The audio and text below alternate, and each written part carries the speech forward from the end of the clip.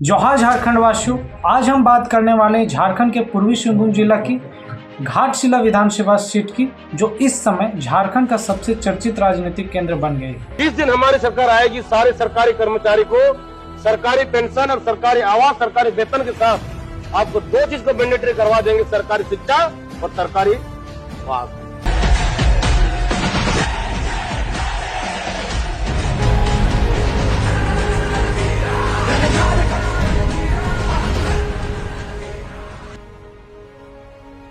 सबसे बड़ा प्रश्न यह है कि घाटशिला विधानसभा में ही उपचुनाव क्यों हो रहे हैं? तो इसका सीधा सा जवाब है घाटशिला के विधायक एवं झारखंड के पूर्व शिक्षा मंत्री रामदास सोरेन का निधन। अगस्त 2025 में दिल्ली में उनका निधन हो गया, जिससे घाटशिला के विधानसभा सीट खाली हो गई। घाटशिला परंपरागत रूप से झारखंड मुक्ति मोर्चा की गढ़ रही है। 2014 को छोड़ दें तो यह सीट हमेशा जेएमएम के पास रही है।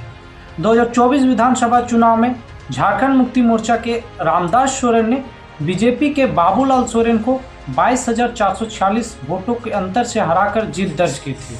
2014 में यह सीट भाजपा के कब्जे में आई थी, जब लक्ष्मण टुडू ने जीत दर्ज की थी। उसके बाद झारखंड मुक्ति मोर्चा का दबदबा लौट आया था। 11 नवंबर को यहाँ उपचुनाव है।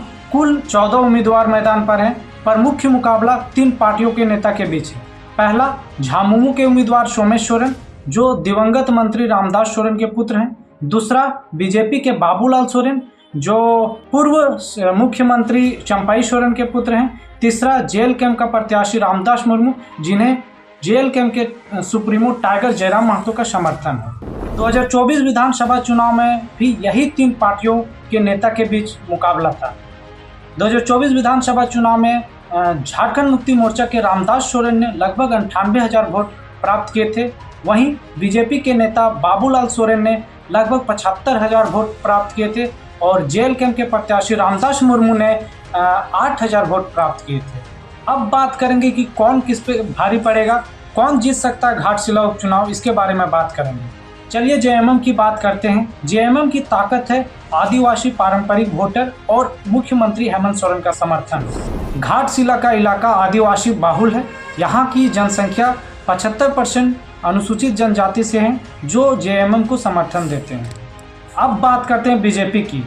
वहीं दूसरी ओर बीजेपी अपने योजनाओं और केंद्र सरकार की योजनाओं को प्रसारित कर रही है। पश्चिम बंगाल के नेता शुभेंदु अधिकारी एवं अभिनेता मिथुन चक्रवर्ती यहाँ रोड शो करेंगे, जिससे पूरा माहौल गरमाया हुआ है।